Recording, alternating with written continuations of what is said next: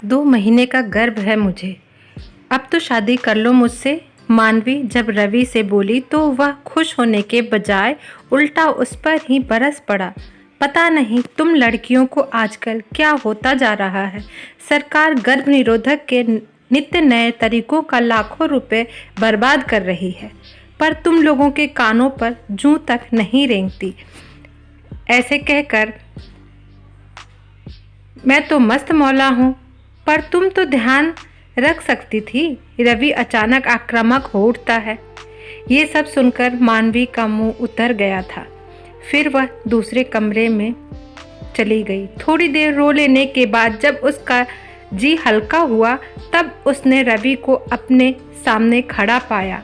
उसके हाथों में एक ट्रे थी और 2 कॉफ़ी के मग थे और मानवी के मनपसंद वेज सैंडविच भी थे। लो, जाने मन गुस्सा थूको और नाश्ता कर लो।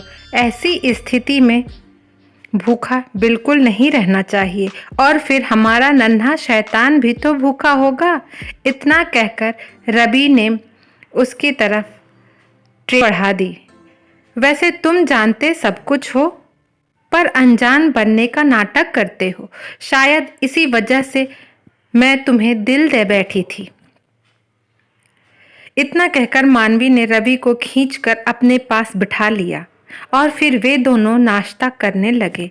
मानवी ऐसा करते हैं कि आज दोपहर में मूवी देखते हैं और फिर लंच भी बाहर ही कर लेंगे। रवि खाली ट्रे उठाते हुए बोला, पर हाँ, आज का सारा खर्चा तुम्हें ही करना होगा, क्योंकि मेरी हालत ज़रा टाइट है। वह तो ठीक है जनाब, वह तो ठीक है, पर आज तुम्हारा आशिकी भरा व्यवहार देखकर मुझे तुम पर बहुत प्यार आ रहा है। यह कहते कहते वह रवि से लिपट गई थी। मैं एक बात सोच रहा था कि अगर अब जिम्मेदारी आ रही है तो उससे निपटने के लिए प्लानिंग भी करनी पड़ेगी। रवि मानवी को चूमते हुए बोला, अगर कुछ इंतजाम हो जाए तो मैं अपना काम शुरू कर दूं। मुझे तो इस बंधी बंधाई कमाई वाली प्राइवेट नौकरी में आगे बढ़ने के कोई आसार नज़र नहीं आ रहे हैं। और फिर क्या शादी के बाद मैं अपनी छोटी मोटी ज़रूरतों के लिए तुम्हारे ऊपर निर्भर तो नहीं रहूँगा? अच्छा जानू, एक बात तो बताओ ज़रा कि अगर किसी और की मदद लेने की जगह मैं ही तुम्हें फाइनेंस कर दूं तो कैसा रहेगा? यह सुनकर बोला, वाह, इससे बढ़िया बात तो कोई हो ही नहीं सकती। यह तो वही कहावत हुई, बगल में छोरा और शहर में ढिंढोरा। मुझसे ज़्यादा आर्थिक रूप से तुम सबल हो, इसका तो मुझे तनिक भी एहसास नहीं था। यह कहते कहते रवि की आंखों में अचानक ही चमक नजर आने लगी थी।